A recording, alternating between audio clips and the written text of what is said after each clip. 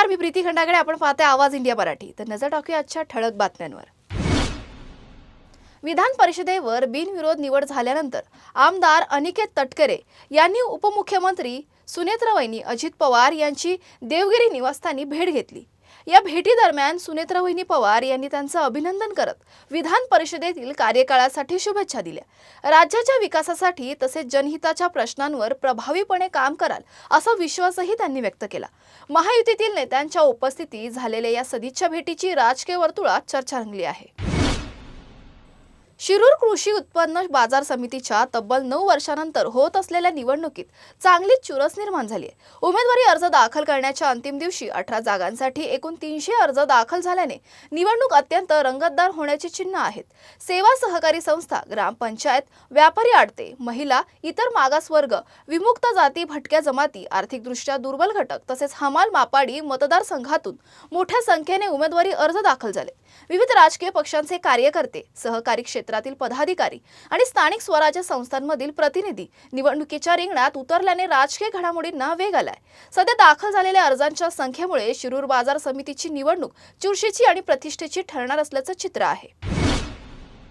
जागतिक सायकल दिवस आणि जागतिक पर्यावरण दिनाचं औचित्य साधून जिल्हा प्रशासन, जिल्हा क्रीडा अधिकारी कार्यालय आणि माय भारत कोल्हापूर यांच्या संयुक्त विद्यमाने शहरात भव्य सायकल रॅलीचं आयोजन करण्यात आलं.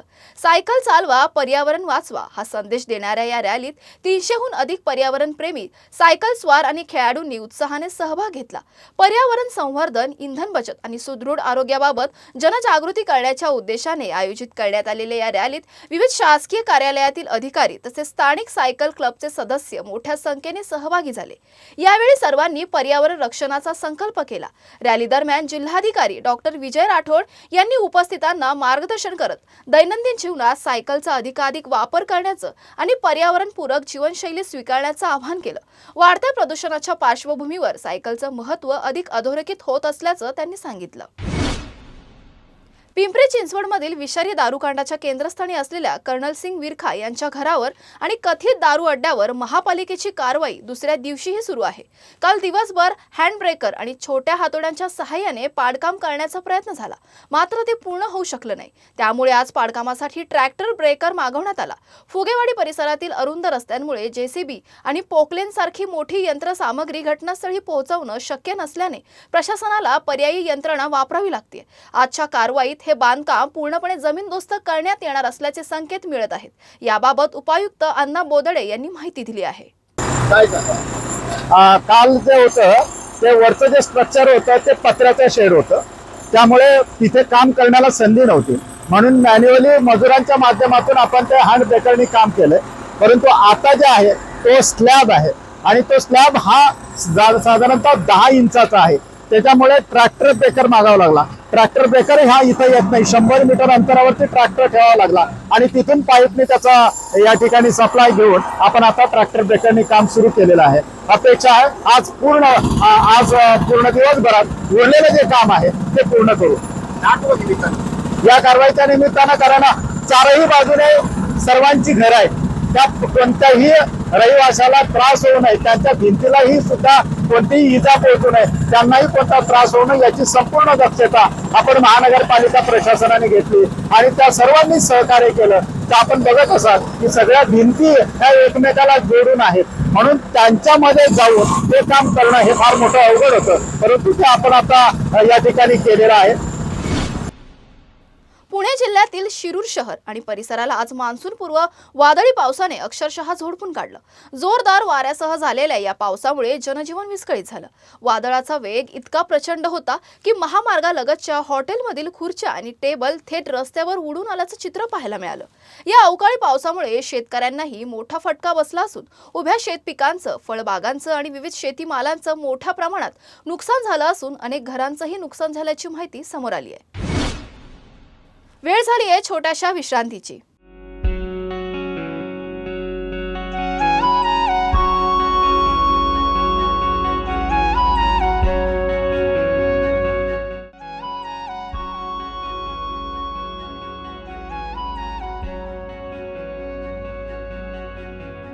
आवाज इंडिया,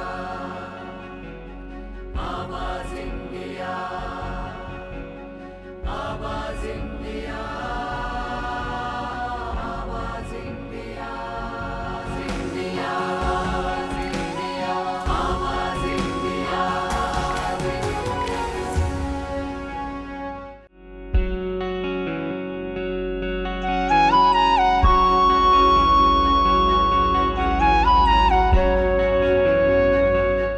विश्रांतीनंतर तुम्हा सर्वांचं स्वागत आहे। पुणे अहिल्यानगर महामार्गावरील शिरूर जवळील बोराडे माळा येथील वादळी वाऱ्यासह झालेल्या पावसामुळे महामार्गावर मोठे झाड कोसळल्याने वाहतुकीचा खोळंबा झाला। या घटनेमुळे अहिल्यानगरकडून पुण्याकडे जाणारी वाहतूक पूर्णपणे ठप्प झाली असून वाहनांच्या लांबच लांब रांगा लागल्यात। प्रशासन आणि संबंधित यंत्रणांकडून झाड हटवण्याचं काम सुरू असून वाहतूक सुरळीत होण्यासाठी काही काळ लागण्याची शक्यता व्यक्त करण्यात येते। त्यामुळे या महामार्गावरील वाहन चालकांना पर्यायी मार्गाचा वापर करण्याचं आवाहन करण्यात आले। नाशिक शहरात आज मान्सूनपूर्व पावसाने दमदार हजेरी लावत नागरिकांना उकाड्यापासून मोठा दिलासा दिला।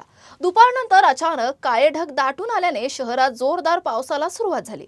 पावसामुळे वातावरणात गारवा निर्माण झाला आणि उष्णतेची तीव्रता कमी झाली। दरम्यान पावसासोबत असलेल्या जोरदार वाऱ्यामुळे शहरातील काही ठिकाणचे बॅनर आणि जाहिरात फलक उडाल्याचं चित्र पाहायला मिळालं। मात्र पहिल्या पावसामुळे नागरिकांमध्ये आनंदाचं वातावरण निर्माण झालं असून अनेकांनी गारव्याचा मनमुराद आनंद लुटला। नाशिककरांसाठी हा पाऊस उकाड्यापासून दिलासा देणारा ठरला आहे। पुणे विभागाच्या अन्न व औषध प्रशासनाने चिखली परिसरात मोठी कारवाई करण्यात आली आहे। कारवाईत तब्बल 6,19,982 रुपयांचा मुद्देमालासह प्रतिबंधित गुटखा, पान मसाला, सुगंधित सुपारी आणि तत्सम अन्नपदार्थांचा साठा जप्त करण्यात आलाय। या प्रकरणी 6 जणांवर गुन्हा दाखल करण्याची प्रक्रिया सुरू असून गुटखा पुरवठा साखळीतील संबंधितांचा शोध घेऊन पुढील कारवाई करण्यात येणार असल्याचं अन्न व औषध प्रशासनाने स्पष्ट केलंय। पुणे नाशिक महामार्गावरील पिंपळवंडी इथे भरधाव कारमुळे भीषण अपघात घडलाय। एका कारने प्रथम दुचाकीला जोरदार धडक दिली आणि त्यानंतर नियंत्रण सुटल्याने विरुद्ध दिशेच्या लेनमध्ये जाऊन दुसऱ्या कारवर आदळली। या तिहेरी अपघातात दुचाकीस्वार हवेत उडून दूर फेकला गेलाय। सुदैवाने या अपघातात कोणतीही जीवितहानी झाली नसून अपघाताचा संपूर्ण थरा सीसीटीव्ही कॅमेऱ्यात कैद झालाय। पोलिसांकडून घटनेची चौकशी सुरू आहे। पुणे जिल्ह्यातील दौंड तालुक्यात भर दिवसात थरारक गोळीबाराची घटना घडली आहे। पाटस परिसरात 2 गटातील वाद अचानक हिंसक वळण घेत थेट गोळीबारपर्यंत पोहोचला। काष्टी आणि पाटस येथील काही तरुणांमध्ये झालेल्या शाब्दिक बाताबातचीचे रूपांतर आधी दगडफेकीत आणि त्यानंतर गावठी पिस्तुलातून हवेत गोळीबार करण्यात आला। या घटनेत सुदैवाने कोणतीही जीवितहानी झाली नसली तरी सलग 3 राऊंड फायर झाल्याने परिसरात भीतीचं वातावरण निर्माण झालंय। घटनेनंतर पाटस परिसरात तणावपूर्ण शांतता असून नागरिकांमध्ये घबराट पसरली आहे। वादाचं नेमकं कारण काय होतं आणि संबंधितांकडे शस्त्र कशी आली याचा तपास पोलिसांकडून सुरू असून आरोपींचा शोध घेण्यासाठी पथकं रवाना करण्यात आली आहेत।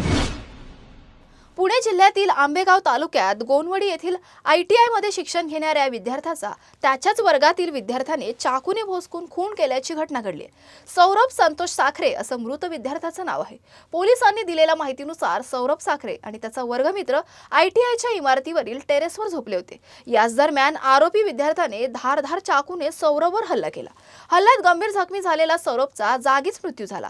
घटनेची माहिती मिळताच घोडेगाव पोलिसांनी घटनास्थळी धाव घेत संशयित विद्यार्थ्याला ताब्यात घेतलंय। दरम्यान खुनामागील नेमकं कारण अद्याप स्पष्ट समोर आलं नाही। पोलिसांकडून विविध अंगांनी तपास सुरू असून या घटनेमुळे ITI परिसरासह विद्यार्थ्यांमध्ये हळहळ व्यक्त केली जात आहे। तुर्तास वेळ झाली येथेच थांबण्याची। अशाच महत्त्वाच्या बातम्या बघण्यासाठी पाहत राहा आवाज इंडिया मराठी, शोध सत्याचा।